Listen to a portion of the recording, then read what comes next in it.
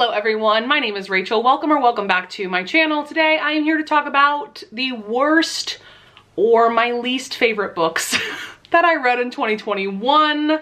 I think I have about like 12 to 14 books on this list. I'm not going to spend too long talking about any of them because clearly I don't personally recommend them. But I do think it's fun to do these kinds of videos to wrap up my reading year.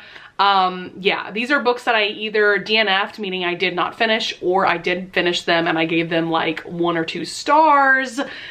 It is what it is. Why don't we just kind of jump into it? I am going to talk about the books in the order that I read them throughout the year. So the first one is The Martian by Andy Weir. Now, what I will say about this book is that I feel like it's one of those, it's not you, it's me. I think that I am too stupid to understand or enjoy this book. I truly think that I'm just too dumb for this book.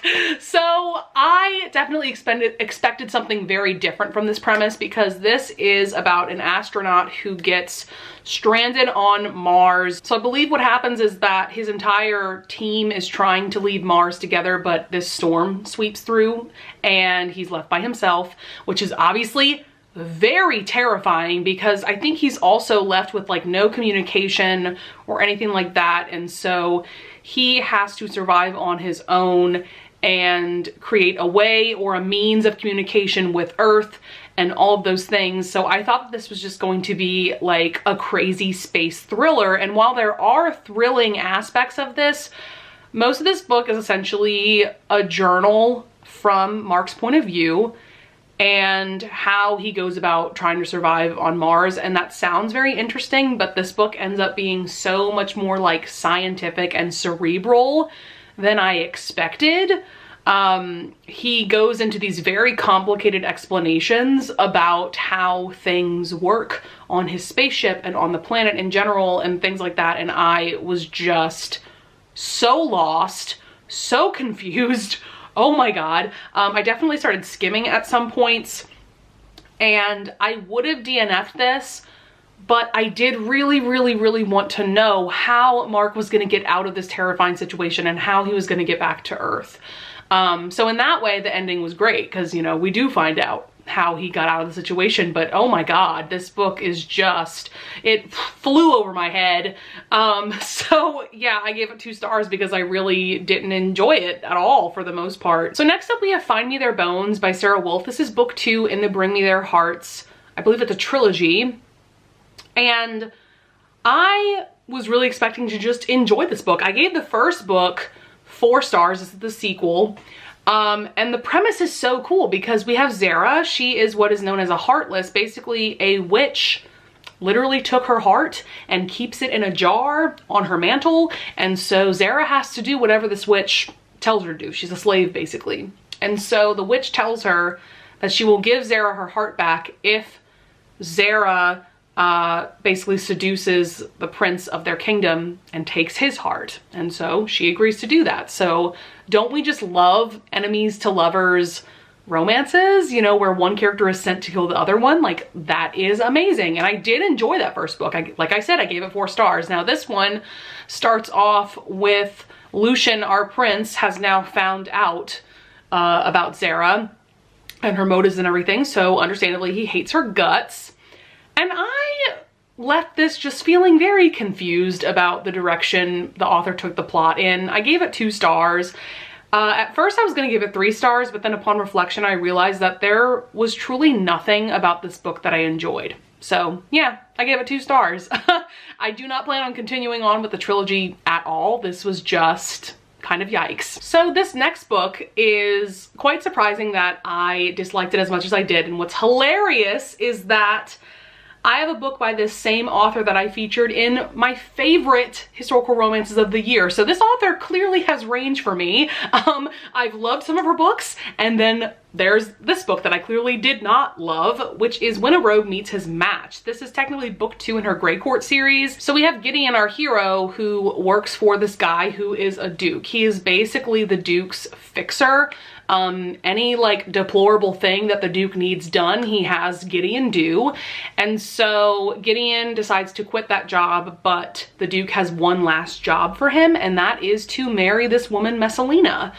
And things go on from there. I thought this started off pretty well, but my main issue is that Gideon and Messalina had sex too early on in the book. And so for me personally, a lot of the sexual tension and chemistry just kind of vanished.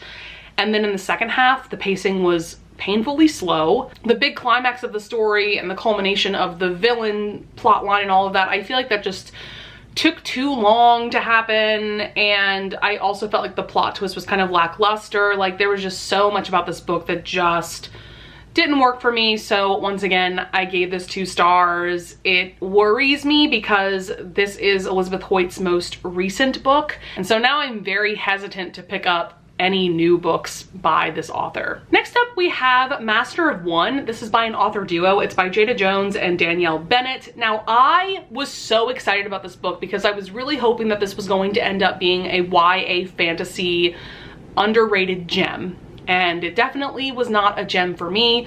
We are centering around Rags, who is a thief. So yeah, he gets caught by the Queen's Guard. This sadistic sorcerer demands that Rags find this ancient Fae relic for him. And the Fae relic is actually this ancient Fae prince whose name is Shining Talon. And things just go on from there and get really weird. I'm gonna have to refer to my Goodreads review. But yeah, I said, you know, this has amazing potential because it was like a slow burn MM romance between a Fae prince and a thief. You know, we have this villain, this sorcerer. There's a truly diverse group of characters involved because there's this magical quest that starts involving more and more people as the book goes along. But yeah, basically the writing and the pacing really bogged down this story for me to the point where at the 50% mark, I could not read anymore. I was getting confused and I was bored. And like I said, it was just so painfully slow paced that, yeah, this was not it. And clearly I don't recommend it. So next up is another book that I was so excited for and I really thought I was going to enjoy. This is The Kiss of Deception by Mary E. Pearson. This is the first book in the Remnant Chronicles trilogy. The premise sounded amazing because we have Princess Leia. She has been put into an arranged marriage with this prince. She decides to run away from the kingdom and from this marriage in general. And so now we have this prince that is after her. And then there is also this other guy who is an assassin who is trying to kill the princess. So now we've got these 2 guys that are after Princess Leia. We have no idea which man is which I think is so intriguing, but I ended up DNFing this book at 63%. For me, the pacing was just so slow and I felt like, you know, I got through 63% of it and there were very few like actually important scenes that happened. And I kept debating whether to DNF this. I remember like by the 50% mark, I was like, I don't know about this book, but I kind of kept going and I kept flip-flopping. But it's so funny because where I decided to DNF was at like a plot twist / like an action scene. And the fact that I wasn't even engaged during that part of the story, that really told me that this book just wasn't for me. So next up we have a fantasy romance that I can't even tell you guys how excited I was for this book. I thought I was going to adore it because it's an enemies to lovers fantasy romance. This is The Bridge Kingdom by Danielle L. Jensen. I ended up giving this 2.5 stars and I'm so sad about it. I loved the premise. We have Laura, who is the princess of one kingdom, and we have Aaron, who is the king of another kingdom. They are put into an arranged marriage with one another to try to make an alliance. What the king doesn't know is that Princess Laura, at the same time as marrying him, has also been sent to kill him. Isn't that a fantastic premise? Oh my god. But for me, while the world was kind of interesting, I really was not sold on the romance. I think the pacing in general was like fine, but it also just like felt off at times. I'm gonna have to refer to my Goodreads review because honestly, I have forgotten so much about this book. But yeah, I do remember it was very slow burn, which I knew going into it, and I usually do love slow burn romances, but I felt like Jensen waited too long to introduce romantic feelings or inklings between Aaron and Laura, and I also felt like towards the end when Aaron confesses his love for Laura and when vice versa, Laura confesses her love to him, I felt like that just was kind of out of the blue. Oh my god, this makes me laugh. I put, they also don't even kiss until 80-ish% in, and there's only one pretty short sex scene, so don't go into this expecting lots of steam. So that's one of the reasons why I didn't love this. Yeah, and by the end, I just didn't really care about these characters or anything, so I am not reading the sequel, and it sucks. Like I said, I really thought I was going to enjoy this, and clearly I didn't. Next up, we have a Gilded Age historical romance that I was so excited about because it's one of Joanna Shupe's favorite books, and it's also a book that inspired her own writing. This is Lions and Lace by Megan McKinney. I can't tell you what this is about, and I don't care to go into the synopsis because this is actually a book that I still haven't rated on Goodreads. I really don't know what to think about this book because I do remember really enjoying the writing and really liking the heroine. And like I said, it's Gilded Age. I adore Gilded Age historical romances. Oh my god, but Trevor, our hero, is literal trash. He is the worst hero I have ever read about in a romance ever. Oh my god, he's terrible. He is so mean and cruel to Alana, our heroine, for literally 98% of the book. Then all of a sudden at the 98% mark, he has this like crazy change of heart and just all of a sudden loves her and is very affectionate and is like the perfect husband. It did not make any sense to me.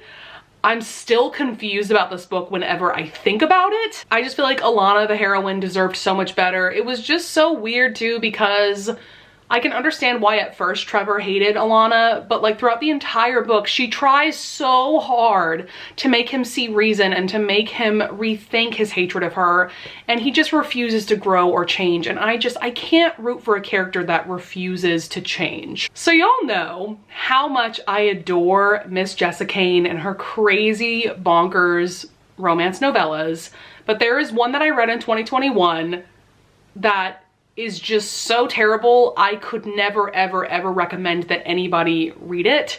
This is My Coach, My Stalker. I love stalker romances, and I love Jessica Kane's stalker romances, so I thought that this was gonna be an easy home run for me. This is about Everett, who is Margot, our heroine's diving coach. So they first meet when Margot is 16. He starts coaching her, and she's an Olympic diver. Now she's 18, they are at the Olympics during this novella, and so she's just not diving well. She's not doing well, and so then they start this sexual relationship. Everett has kind of been stalking her probably for a while, it sounds like, and he makes the excuse for himself that he's just worried about her well-being, but really he's just obsessed with her. And so, like I said, they start the sexual relationship. Oh my god, this novella got so creepy so fast because the second they started having sex, Margot literally acted like a child. I am not exaggerating when I say a child, and it freaked me out, and I immediately had to DNF it. This was like at like the 55% mark, I think. Y'all, like Jessica Kane crossed the line. I love Daddy Kink. I love how crazy her novellas can be, but like this is truly on another level in the worst way possible. And oh my god, now that I'm thinking about it, this novella got banned on Amazon because it's that terrible. Although if you really, really wanted to read it, which I do not recommend that you do, you could find it on her website, I'm pretty sure. But like, yeah, this literally got banned on Amazon because it's that terrible. I think I'm still traumatized from reading this novella. Oh my god. Next up, we have an entire series that started off so well for me. I gave the first 2 books 5 stars and the last 2 books maybe 3 stars, 2 stars, something like that. I really did not like the last 2 books. So this is the Dark Side series by Christy Cunning. This is a paranormal reverse harem series. All I can really say about this plot is that our heroine, this ghost, she's been watching these 4 guys. They all live together. She's been watching these 4 guys for like a couple of years. All of a sudden she becomes corporeal and things just get wild and crazy from there. Like I said, I loved the first 2 books. The world is fascinating. The way this plot is developed is amazing. It's so freaking cool. And hell is brought into the mix. The last two books, the plot went into a direction that I really just didn't give a shit about. I think the pacing felt very slow with those last two books as well. The last book in particular was the most disappointing of all. So unfortunately, this series went like steadily downhill as it went along. Do I recommend you check it out for yourself? Like, yes and no, because I do have this like kind of love-hate relationship with it. But I also feel like I kind of have an unpopular opinion about this series. So like, I don't know, just check it out if it sounds interesting to you. Next up, we have Caressed by Ice by Nalini Singh. This is book 3 in her Psy Changeling series. This is a series that I really wanted to love. It's a paranormal romance series. The world is so interesting. We have humans who are either psi, they have some sort of psychic abilities, and we also have changelings, which are humans that can shift into various different kinds of animals. We have changelings that can change into like big cats, like panthers, tigers, things like that. We also have wolf shifters. Really any animal you can think of, there are shifters that exist. And so each of these romances is between a psi and a changeling, and these are also very different kinds of humans because they have very different ideologies, they have very different personalities, things like that. And so this third book is about Judd, who is a psi. He's very cold-hearted. Psis in general are raised to not have emotions. And then we have Brenna, who is a changeling who was abducted, I want to say in the previous book or in the first book, and her mind was just completely messed up by this psychotic serial killer. And so I was really looking forward to this third book in particular. I had enjoyed the first two books. I think I gave them both 4 stars, but this book in particular, so many people just rave and rave about this, and I've heard quite a few people say that this is their absolute favorite book of the entire series, which this is a long series. It's got like 15 books. So I was really hyped for it, and at the end of the day, I did not emotionally connect to these characters at all. The pacing was slow. I did not care about the non-romance plot at all. Like, I just didn't care about anything. Side characters, main characters, anything at all. And it's crazy too, because I actually DNF'd this at like the 93% mark. Like the second the villain of the story was dealt with, I DNF'd it, which is just crazy because I have never DNF'd a book that late in the game. Usually I will suffer through the last like 7% of a book, you know, but I was just so not engaged at all with the story that I just put it down as soon as the villain was dealt with, and it was just so weird. Next up, we have a book that I really thought I was gonna love, and I did love the first half, but the second half was a big oof, and that is My American Duchess by Eloisa James. Yeah, I really thought this was gonna be a 5-star read for me. I literally featured it in a 5-star predictions video that I made a couple months back. I ended up giving this 2.5 stars upon reflection. I think at first I gave it 3 stars, but it's definitely a 2.5 star book. But this is, I love the premise. We have Mary, spelled M-E-R-R-Y, which is cute. She's an American heiress. She has been engaged twice before. She broke those engagements. She's now engaged for the 3rd time to this guy that turns out isn't all that great either, but she doesn't want to break a 3rd engagement. Meanwhile, we have Trent, who is the Duke of Trent, who is the brother of the guy that Mary is currently engaged to. So this is definitely a forbidden romance. Very angsty. I adored the first half of this book. The development of the romance was everything. I loved seeing Mary try to navigate London society. I don't know, the second half was just very domestic and like not much was happening. And then all of a sudden Trent, our hero, was just being an ass to Mary, and I was just over it. So definitely by the end, I wasn't really paying attention to what was happening. I was just kind of listening to the audiobook passively. And yeah, unfortunately this was a pretty big fail for me, and I'm not sure if Eloisa James is the author for me, because I've read 2 of her books at this point. This one I clearly didn't like, and the other one that I read was just like okay. So I'm gonna give her one more shot. And if I'm still not having a good time, I may just have to give her up. Last but certainly not least, this will be of no surprise to any of you if you've been watching any of the videos I posted in December, but this is A Moment in Time by Bertrand Small. This was actually the December pick for the Historical Hellions book club. There was a live show on Jess's channel that I was a guest host on, so I will link that down in the description below. We had such a fun time discussing this mess, this hot mess of a book. Oh my god. This is like a fantasy historical romance, but maybe I would say it's more just like fantasy historical fiction with a romance thrown in. Like, the romance is so odd in this. It also incorporates the idea of reincarnation, and we have our two main characters, Wynne and Maddox. And this is just one of the most insane books that I've ever read. Like, Wynne especially really goes through it in this book. Like, oh my god, there's just like so much happening, so much turmoil and pain. And for like at least like 40 to 50% of the book, the main couple is separated. Like, they're not even together. So it's just like odd to even call this a romance when the couple isn't together for most of it. Clearly I love chaotic books. Like, we've established that that I love chaos in books, but like, this was truly chaotic in the worst way possible. I was gonna give it 1 star, but I did actually kind of like the epilogue, so I settled on giving it 1.5 stars. Clearly I don't recommend this. At the same time, I can't say that I was bored ever. Like, this truly did keep me on the edge of my seat because I had no clue what Bertrand Small was gonna do with this plot next. Like, oh my god. So that is going to be it for the worst or for my least favorite books that I read in 2021. I hope that you guys had a fun time with this video.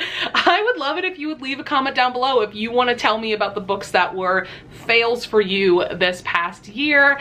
And I would also love it if you would leave a like and subscribe. And I thank you so much in advance if you do. And I will see you guys in the next video. Bye!